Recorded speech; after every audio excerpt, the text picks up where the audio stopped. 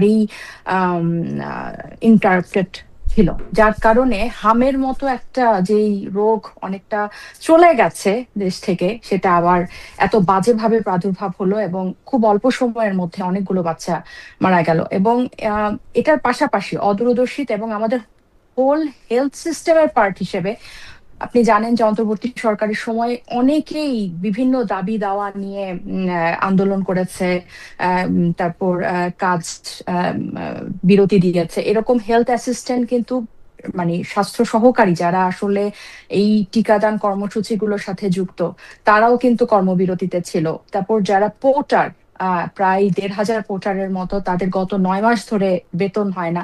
So এটা একটা মানে বাংলাদেশের স্বাস্থ্য ব্যবস্থার অনিয়ম বা যে ধরনের বিশৃঙ্খলা আমাদের একটা গোজামিল একটা স্বাস্থ্য ব্যবস্থা, ওইটার উপর গত অন্তর্বর্তী সরকারের এক ধরনের অদূরদর্শিতা এটার মধ্যে ছিল।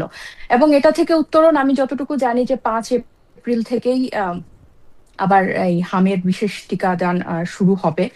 এবং সো আমি আশাবাদী যে এটা সামাল দিতে পারবে এই সরকার। আমি একতরফা ভাবে এই সরকারের শুরুতে আপনি যেরকম বলছিলেন যে আমি ফেসবুকে এটা নিয়ে লিখেছি যে স্বাস্থ্যমন্ত্রী কেন আমাদেরকে পরিষ্কার করে জানাচ্ছেন না যে টিকার মজুদ আছে কিনা। এখন মাত্র তারা ক্ষমতা নিয়ে তার আগের কি অবস্থা সেটার একটা কন্টিনিউশন এখানে আছে। কিন্তু এই যে ব্রিফ করা, আমি আজকে দেখলাম যে স্বাস্থ্য অধিদপ্তর থেকে ব্রিফ হচ্ছে, এটা কিন্তু খুব সিরিয়াস ইস্যু। কোভিড এর সময় আমরা যেরকম রেগুলার ব্রিফ দেখেছি, আমরা কিন্তু এটা নিয়েও সেরকম ব্রিফ সরকারের পক্ষ থেকে আশা করি যে মানুষকে আশ্বস্ত করা। সো এটা সরকার শুরু করেছে আমি দেখলাম। এবং 5ই এপ্রিল কিন্তু তারা টিকাদান কর্মসূচি শুরু হবে সারা দেশে হামের। কিন্তু যেটা নিয়ে আমি কনসার্ন জানাতে চাই, ধরেন হামে যখন বাচ্চা মারা যাওয়া শুরু হলো তখন এটা নিয়ে কিন্তু অনেক তোলপাড় শুরু হলো। কিন্তু WHO থেকে আমেরিকা বের হয়ে যাওয়ার পর এই যে তহবিল সংকট, এটা নিয়ে কিন্তু আমাদের দেশে যে টাইফয়েডের টিকা, তারপর জরায়ুর ক্যান্সারের যে টিকা মহিলাদেরকে দেওয়া হয়, এটা সহ আরো অনেক টিকা কিন্তু তাদের তহবিলে বা তাদের সহায়তায় কিন্তু চলে। সো এগুলার মানে একদম রোগের প্রাদুর্ভাব হয়ে মানুষ মারা যাওয়া শুরু করলে যাতে এটা নিয়ে তোড়জোড় না হয়, তার আগে থেকে যাতে এটার টিকাগুলোর মজুদ সরকার নিশ্চিত করে, সেই আহ্বান থাকবে। আরেকটা হচ্ছে রোহিঙ্গা ইস্যু। এবারও কিন্তু হামটা শুরু হয় জানুয়ারির শুরুর দিকে, রোহিঙ্গা এবং ঢাকার বাইরে রাজশাহী, ময়মনসিংহে। সো সেখানে রোহিঙ্গাদের ওই ওই ক্যাম্পগুলোতে স্বাস্থ্যসেবার কি অবস্থা, কারণ আমরা জানি যে এটার সহায়তা কিন্তু বাইরে অনেকগুলো সংস্থা থেকে আসে। সো আমাদের দেশে গত 2 বছরে যে ধরনের সরকার পরিবর্তনের একটা ডামাডোল বা একটা নিয়ম মানে এখনো ফিক্স হয় নাই, শেপে আসে নাই। আওয়ামী লীগ সরকার গেল, এরপর অন্তর্বর্তী সরকার আসলো, তারপর আবার নির্বাচন গেল। সো অনেকগুলো ইভেন্ট যাচ্ছে রাজনৈতিক ভাবে। সো এই ইভেন্ট গুলোর ফাঁকে যাতে এই হামের মতো আবার বিশৃঙ্খলা হয়ে ও অন্য কোনো রোগের প্রাদুর্ভাব না হয়, এবং সেটা যাতে একদম এরকম বড় আকারে না হয়, সেদিকে যাতে সরকার হয়ে যাওয়ার আগে যাতে সরকার মনোযোগ দেয়, সেটা আশা করব। তবে আমার মনে হয় যে এবার আশা করি সরকার এটাকে নিয়ন্ত্রণে আনতে পারবে। ডক্টর জাবিন, আপনাকে ধন্যবাদ। ডক্টর চক্রবর্তী, আপনি আপনার মন্তব্য আমরা এই ব্যাপারে শুনতে চাই, কিন্তু আপনি নিশ্চয়ই আজকে বিবিসি বাংলা একটি প্রতিবেদন করেছে যে এই পরিস্থিতির জন্য আসলে দায়ী কে। এর মধ্যে ডক্টর মুস্তাক হোসেন তিনি বলছেন টিকা ব্যবস্থায় পরিবর্তন আসার ক্ষেত্রে অন্তর্বর্তী সরকারের যথেষ্ট প্রস্তুতি অভাবের কারণে এগুলি ঘটছে। সেক্টর প্রোগ্রামগুলো হঠাৎ করে বাদ না দিয়ে ধীরে ধীরে পরিকল্পিতভাবে বের হয়ে আসলে টিকা ব্যবস্থা বিঘ্নিত হতো না। এটা একটা লম্বা রিপোর্ট তারা করেছেন। এটার আসলে মূল ভাষ্য হচ্ছে যে তারা হয়তো যা করেছিলেন সেই ক্ষেত্রে তাদের এই টিকা ক্রয় করতে যে তাদের এই বিলম্ব, সেটা অদূরদর্শিতার কারণে এটা হয়েছে। গুগু বারবার আসে দান খেয়ে চলে যেতে, কিন্তু কপাল যখন মন্দ তখন কিন্তু জালে বেঁধে যায়। গুগু, তুমি একবার জনগণের ধান খেয়েছো, আবার খাওয়ার চিন্তা করো না। এবার আসলে ঠিকই তোমার লেজ, ঠিকই তোমার পা, ঠিকই তোমার ডানা অবশ করে দেওয়া হবে। বলবেন যে আপনাদেরকে জনগণ ভোট দিয়েছে, তার প্রমাণ কি? 70% জনগণ হার পক্ষে ভোট দিয়েছে, এটাই তার প্রমাণ। আমরা হার পক্ষে ছিলাম, আমরা হার পক্ষে আছি। আমরা জনগণের সুপ্রিম উইলে আমরা সম্মান দেখিয়েছি, আমরা দেখিয়ে যাব এই সংসদ মানুক আর না মানুক, গণভোটের রায় আমরা বাস্তবায়ন করব, আদায় করে ছাড়বো ইনশাআল্লাহ। অতীতের রেকর্ড এই বাংলাদেশে আছে। কেয়ারটেকার সহজে আসে নাই, ওই রকমই আমাদের আনা বিল ফেলে দেওয়া হয়েছিল। আমরা বলেছিলাম, চেয়েছিলাম সংসদে প্রতিকার, দিয়ে দিলেন আমাদেরকে জনগণের কাছে ফিরিয়ে। আমরা জনগণকে নিয়েই দাবি আদায় করব এবং দাবি আদায় হয়েছে। এবারও আমরা চেয়েছিলাম সংসদের ভিতরে ইতিবাচক গঠনমূলক বিতর্কের মধ্য দিয়ে তার অবসান হোক, জনগণের আকাঙ্ক্ষার প্রতিফলন হোক।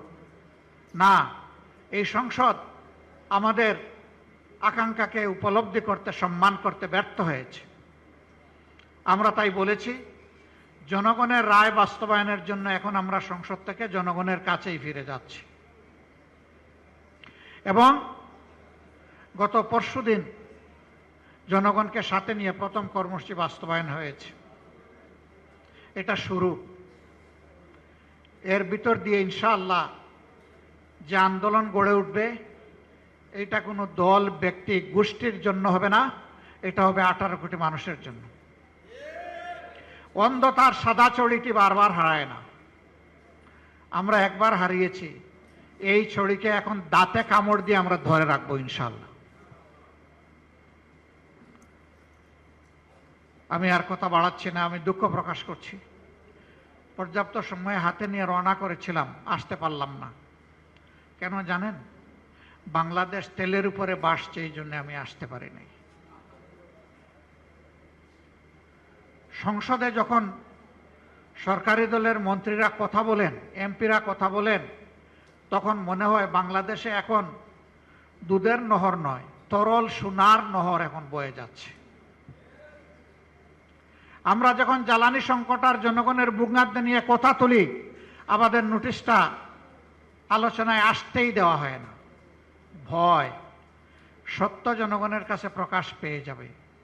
তো পেঁচা চোখ বন্ধ করে রাখবে বলে আগামীকালকের সূর্য কি উঠবে না? অবশ্যই। আজকের সূর্য যেমন উঠেছে, কিয়ামত যদি না হয় আগামীকালও ইনশাল্লাহ সূর্য পূর্ব দিকে উঠবে। পেঁচার চোখ বন্ধ থাকার উপর সূর্যের উঠা না উঠা নির্ভর করবে না ইনশাআল্লাহ। পাম্পে, এক একটা পাম্পে লাইনের হাজার হাজার গাড়ি এবং মোটরসাইকেল দাঁড়ায় আছে লাইনের পর লাইন, এখন আর চাকাই ঘুরে না।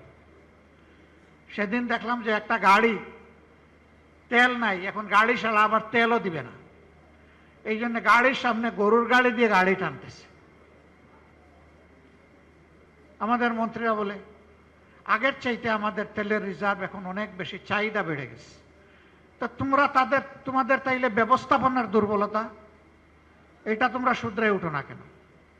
জনগণকে কেন ভোগান্তি করছো? আজকে সেই গাড়ির চাপে পড়ে আমার গাড়িরও তেল প্রায় শেষ হয়ে যাওয়ার উপক্রম। 1 ঘন্টার মতো এই রাস্তায় কাটাই দিলাম। একদিকে তেল পাই না, আরেকদিকে তেল যা আছে ওই তেল না পাওয়া ভাইদের কষ্টের কারণে এই তেলও শেষ। শুধু কি গাড়ির তেল? কৃষি নির্ভর একটা দেশে এই মৌসুমে খামারিরা হা করে চেয়ে আছে, তাদের ফসলে সেচ করবে, পানি দিবে, নাই। আবার এখন ওই কুলাইয়েতেও আবার তেল দেয় না, ডিজেল দেয় না, বলে যে না আপনি কার্ড নিয়ে আসেন। সে কার্ড আনবে কিভাবে? এখন তাইলে পাম্পগুলো অটোমেটিক্যালি বন্ধ হয়ে যাবে। এর কৌফল হিসাবে আগামী মৌসুমে আমাদের খাদ্য উৎপাদন মারাত্মক ব্যাহত হবে এবং খাদ্য ঘাটতিতে বাংলাদেশ পড়বে। অবশ্যই এই দেশে আমরা দুর্ভিক্ষ দেখেছি 74 সালে, কারো গড় পুড়ে আর কেউ সেই গড়ে তাকে আলু পোড়া খায়। এখন যারা আছে তারা বোধহয় আলু পোড়া খাওয়ার অপেক্ষায় আছে। আল্লাহ তাআলা এই জাতিকে হেফাজত করুন। আমরা জনগণকে কথা দিচ্ছি, আমরা 77 জন যারা আপনাদের হয়ে সংসদের ভিতরে ঢুকেছি, আমরা 77 জন 18 কোটি মানুষকেও পাহারা দেব। আর সংসদের ভিতরে জাতির কপাল নিয়ে কেউ ডাকাতি বা সিনিমিনি করতে না পারে তারও পাহারা দেব ইনশাআল্লাহ। আপনারা দোয়া করবেন। আমরা কোনো অন্যায়ের কাছে মাথা উন্নত করব না এবং অন্যায়ের ব্যাপারে ছাড়ও দেব না। আমাদের পলিসি স্পষ্ট, ন্যায় কাজে সহযোগিতা সমর্থন, অন্যায়ের বিরুদ্ধে প্রতিবাদ এবং প্রতিরোধ। সেই দেয়াল আমরা তুলে রাখবো ইনশাআল্লাহ। আল্লাহ বাংলাদেশকে নব্য ফেসিবাদের হাত থেকে মুক্ত করার ব্যবস্থা করে দিন। এই লড়াইয়ে সবাইকে, আপামর জনতাকে আমি শরিক হওয়ার জন্য আহ্বান জানাচ্ছি, কারণ লড়াইটা জনগণের জন্য, আমাদের জন্য না। ইনশাআল্লাহ ন্যায় এবং সত্যের এই লড়াইয়ে আমাদেরই বিজয় হবে, জনগণেরই বিজয় হবে, ফেসিবাদীরা হেরে যাবে ইনশাআল্লাহ। আমি বলেছি, যেদিন গণভোটের গণরায়কে অস্বীকার করা হয়েছে, সেই দিন থেকেই নতুন করে আবার ফেসিবাদের যাত্রা বাংলাদেশে শুরু হয়েছে। আমরা এই যাত্রার কদম কদম যাত্রা আমরা থামিয়ে দিব ইনশাআল্লাহ, আমরা আগাতে দেব না। আরেকটা বিষয় বলেই শেষ করছি, জ্বালানি সংকট মোকাবেলা করার জন্য আমাদের ফেরেশতা শিশুদের উপরে প্রথমে হাত পড়েছে। মানে এমন না যে সংসদে যাওয়ার পর তারা অন্য মানুষ হয়ে গেছে বা ফেরেশতা হয়ে গেছে বা অনেক আমূল পরিবর্তন হয়ে গেছে। তাদের মনস্তাত্ত্বিক বা তাদের নারী সম্পর্কে তাদের যে ধ্যান ধারণা, ওটা কিন্তু ওটারই প্রতিফলন হয়েছে। তো সংসদে যেহেতু আগে যাওয়ার অভিজ্ঞতা নাই, তারা জানে না যে কোথায় কিভাবে কথা বলতে হয় বা আরেকজন সংসদ সদস্যকে কিভাবে অ্যাড্রেস করতে হয়। তার কাছে তো আমি তো এই কথা অনেকবার বলেছি যে বেশিরভাগ রাজনীতিবিদদের কথাবার্তায় মনে হয় যে তারা নারীদেরকে মানুষই মনে করে না। তারা মনে করে যে নারীদের স্থান তাদের অনেক নিচে এবং একটা নির্দিষ্ট জায়গায়, ঘরের মধ্যে। তো ওই জিনিসটা যখন আপনার মনের মধ্যে, ব্রেনের মধ্যে থাকবে না, তখন সেটা কথায়ও থাকে না।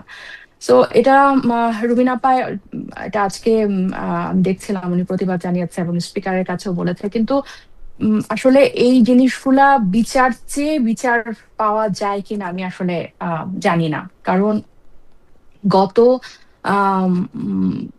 মানে জুলাইয়ের পরে আমি বলবো যে নারী নেতৃত্ব নিয়ে যে ধরনের জোয়ার বা যে ধরনের বেশি আলোচনা বাংলাদেশের রাজনীতিতে হয়েছে, এর আগে এতটা জোরালো ভাবে হয়েছে কিনা।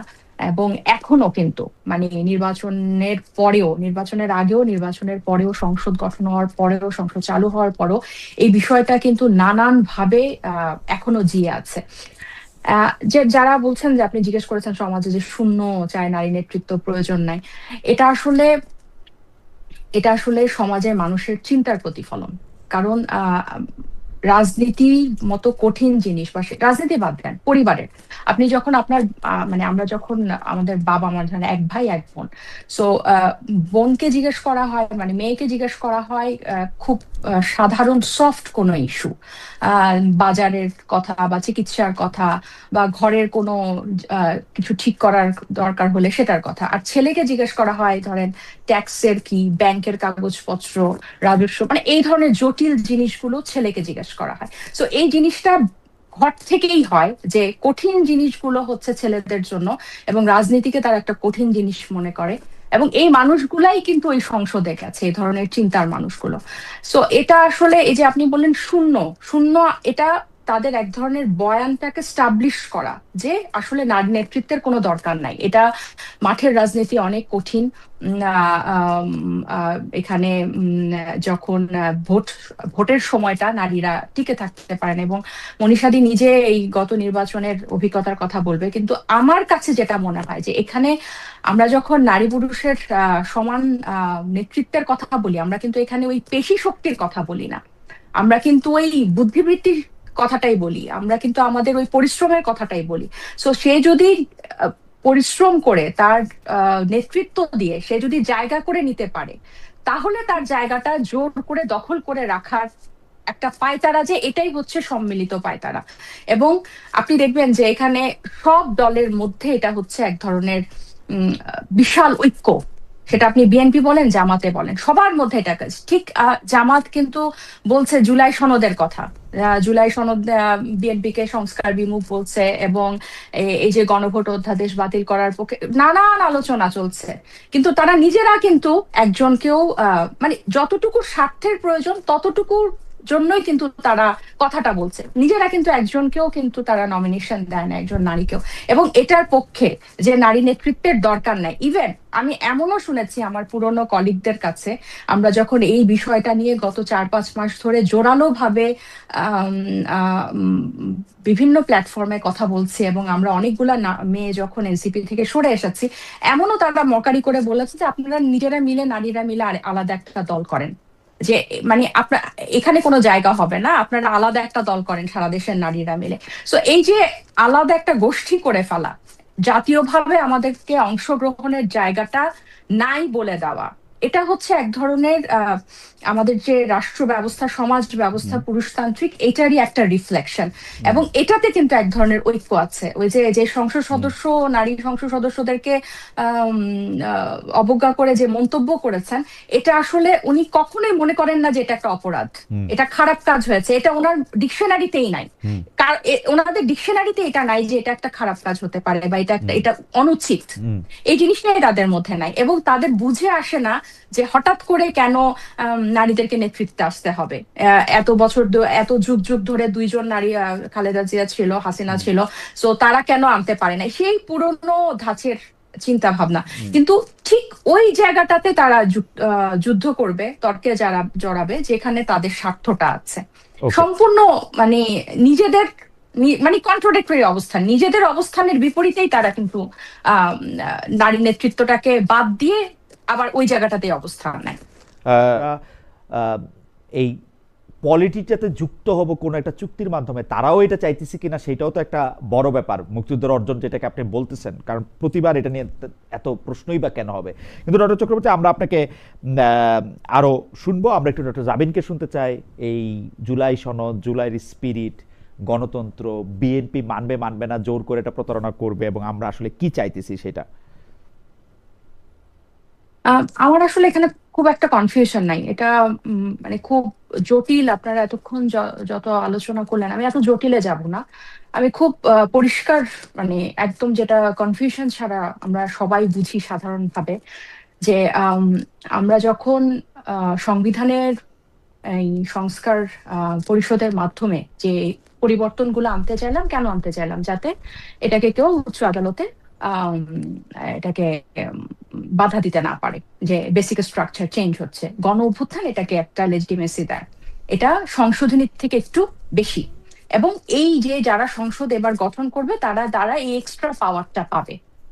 তো এখানে যে এটা যে হবে না, এই গণভোটটাকে যে এভাবে বা জুলাই সনদটাকে যে বাস্তবায়ন করবে না, এটা আমরা যখন ঐক্যমত্য কমিশনের যখন আলোচনা চলছিল তখনই আমরা টের পাচ্ছিলাম। বিএনপি যেসব বিষয়ে বাধা দিচ্ছিল, নোট অফ ডিসেন্টের আগেও তারা যেভাবে যুক্তিতর্ক করছিল, এবং পুরো দেশে একটা অনেক বড় হাঙ্গামা হয়ে যাচ্ছিল, পরিষ্কার বোঝা যাচ্ছিল যে বিএনপি এগুলো থেকে সরে আসবে। এবং আজকে একটু আগে, আপনার প্রোগ্রামের একটু আগে আমি খবরে পড়ছিলাম যে প্রায় 98টা অধ্যাদেশ তারা অন্তর্বর্তী সরকারের হুবহু রাখলেও 16টাতে তারা যাতে ইমিডিয়েটলি আইন না হয় সেটা করেছে। তার মানে 90 ডেজের মধ্যে যদি আইন না হয়, এগুলো ল্যাপস হয়ে যাবে। এখানের মধ্যে জাতীয় মানবাধিকার অধ্যাদেশ আছে, গণভোট অধ্যাদেশ আছে, দুদক আছে, গুম প্রতিরোধ আছে, অনেকগুলো আছে, প্রায় 16টা অধ্যাদেশ।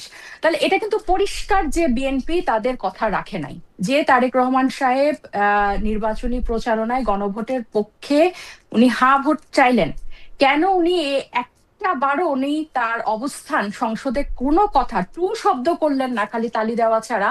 আমি জানি না এই ওনার মুখ থেকে এই গণভোট রেজাল্ট নিয়ে বা জুলাই সনদের বাস্তবায়নে তারা মুখে বলছে।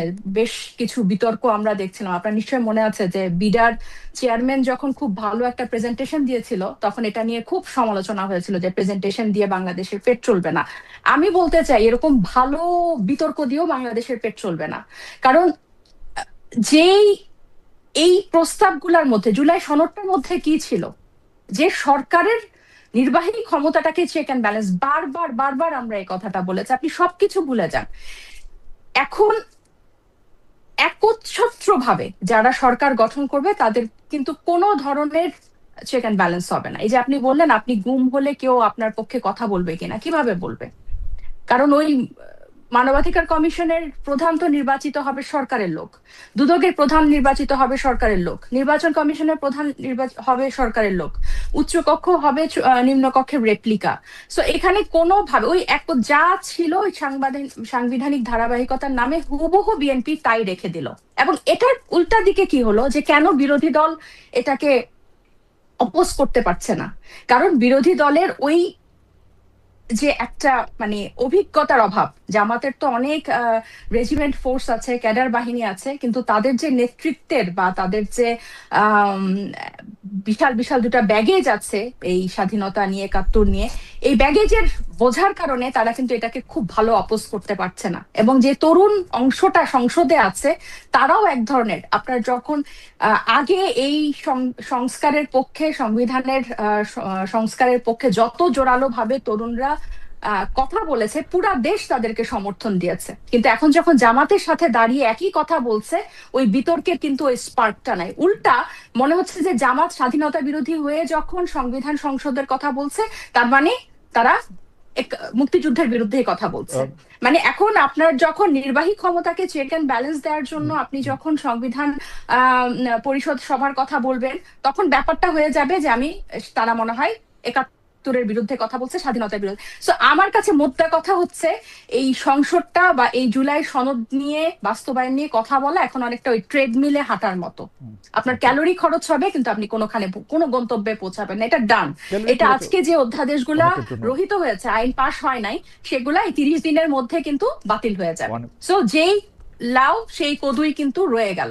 এটা একদম পরিষ্কার যে বিএনপি তাদের কথা রাখে নাই, এবং বিএনপিকে বাধা দেওয়ার জন্য যে শক্তিশালী বিরোধী দল থাকার কথা তারাও কম্প্রোমাইজড। আমি শুধু ডক্টর জাবির, আমি 2-3টা বিষয় একটু আপনার একটু দৃষ্টি আকর্ষণ করতে চাই। একটা বিষয় হচ্ছে যে আপনি বলতেছিলেন যে এগুলি জিনিসটা আসলে সংবিধানে অন্তর্ভুক্ত করা দরকার পরবর্তীকালে, যাতে সেটি উচ্চ আদালতে চ্যালেঞ্জ না হইতে পারে। আমরা খোদ সংবিধানে যা আছে তাকেই আসলে পাত্তা দিতে দেখি না, ওইটার মধ্যে কি থাকলো না থাকলো চ্যালেঞ্জ, মানে ওইটা আবার কেন এত গুরুত্বপূর্ণ। এবং এক ক্ষেত্রে কারণ এবার এটা আপনার নিশ্চয়ই মনে আছে, তত্ত্বাবধায়ক সরকার ব্যবস্থা কিন্তু 91-এর অভ্যুত্থানের পরেই কিন্তু এটা অন্তর্ভুক্ত হয়েছিল। সো আপনার জুলাই তো প্রতি বছর হবে না। শেষ করি যে আপনি ভালো বলছেন যে তত্ত্বাবধায়ক সরকারের কথা, সেই তত্ত্বাবধায়ক সরকারের কথা বাতিল হইতেও, যেটা সংবিধানের একটা অংশ ছিল, সেটা বাতিল হইতেও কিন্তু আসলে শক্তিই লাগছে, আর কিছু লাগে নাই। আমি যেটা প্রশ্নটা করতে চাই যে আপনারা সংবিধানটাকে ছুঁড়ে ফেলে দেওয়া, 72-এর সংবিধান বা সংবিধানটাকে বাতিল করার ক্ষেত্রে এত সিরিয়াস কেন? যেই কথাগুলি আপনারা বলতেছেন যে জুলাইতে আপনারা ক্ষমতার মধ্যে ভারসাম্য আনতে চান, সেই ভারসাম্য আনার ব্যাপারে বিএনপি তো একবারের জন্য বলে নাই যে সেটা তারা করবে না।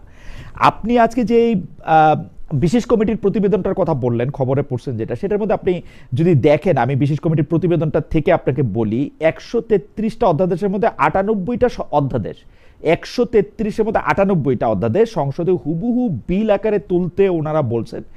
15টা অধ্যাদেশ সংশোধিত আকারে সংশ্লিষ্ট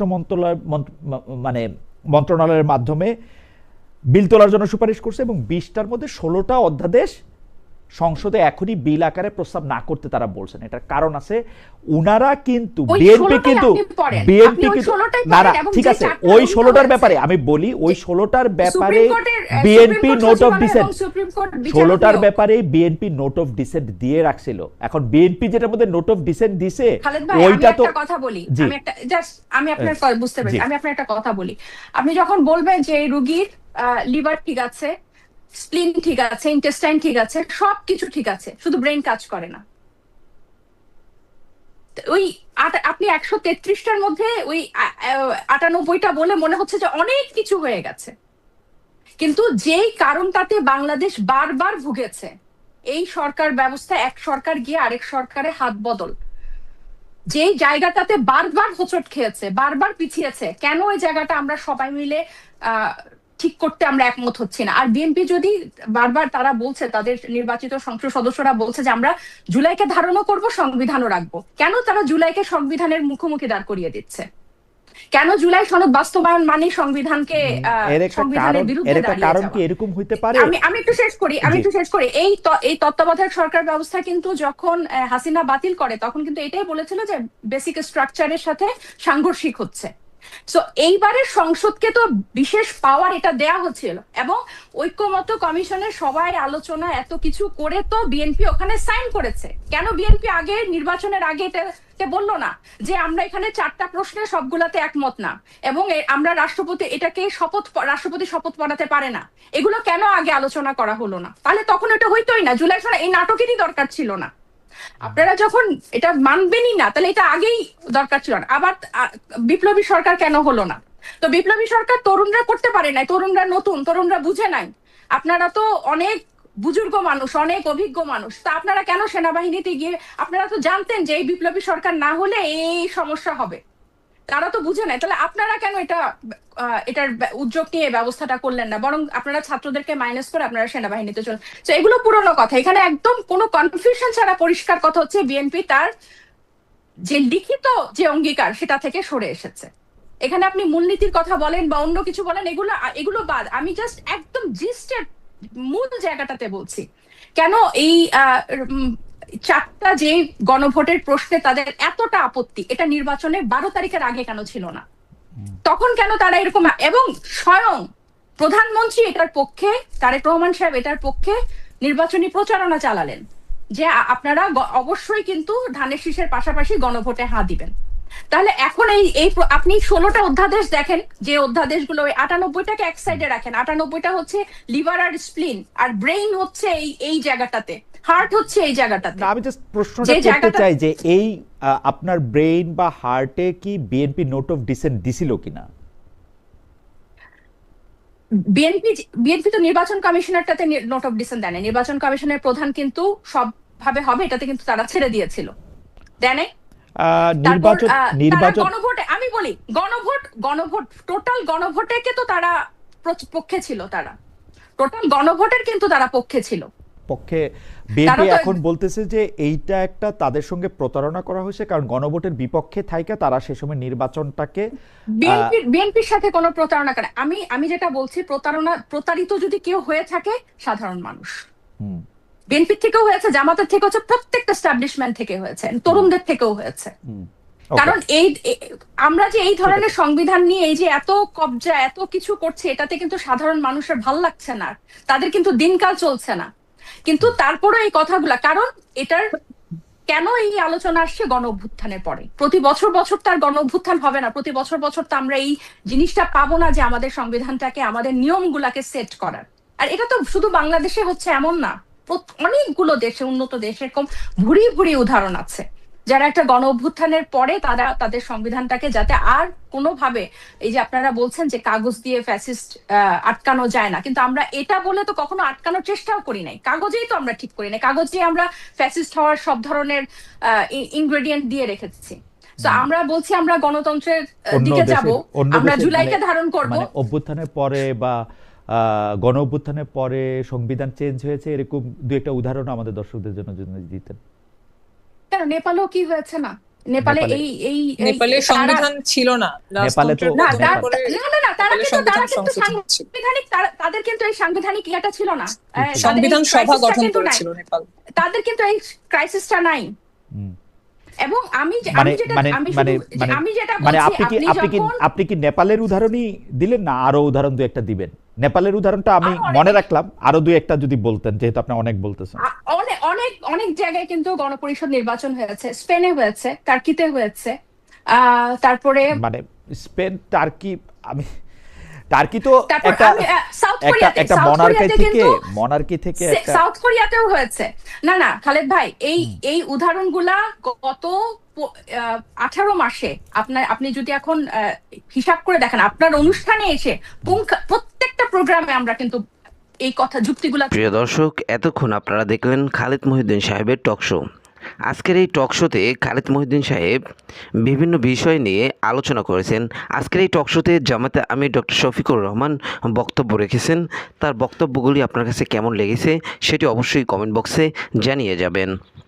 প্রিয় দর্শক, ডক্টর শফিকুর রহমান তার বক্তব্যতে উল্লেখ করেন যে জুলাই সনদ বাস্তবায়ন যদি না করে, তাহলে সাধারণ জনগণ নিয়ে আমরা আবারও রাস্তায় নেমে একটি আন্দোলন সংগ্রামের মাধ্যমে এই সরকারের পতন ঘটাবো। প্রিয় দর্শক, আপনার কাছে কি মনে হয় ডক্টর শফিকুর রহমান, তারপর এনসিপির যেই সব সদস্যরা আছে, হাসনাত আবদুল্লাহ, নাসিরউদ্দিন পাটোয়ারি, তো এরা যদি আবার নতুন করে জুলাই গণ অভ্যুত্থানে যেরকম একটি অভ্যুত্থান হয়েছিল সেই অভ্যুত্থানের ডাক দেয় এবং সরকার পতনের ডাক দেয়, তো আপনার কাছে কি মনে হয়, আপনাদের কাছে কি মনে হয় যে সাধারণ জনগণ কি তাদের ডাকে সাড়া দিবে এবং সাধারণ জনতা কি আবারও রাস্তায় নেমে আসবে কিনা, সেটি অবশ্যই কমেন্ট বক্সে জানিয়ে যাবেন। প্রিয় দর্শক, আজকের মতো আমরা এখানেই শেষ করলাম। আবার দেখা হবে নতুন কোনো ভিডিওতে। সে পর্যন্ত ভালো থাকবেন, সুস্থ থাকবেন।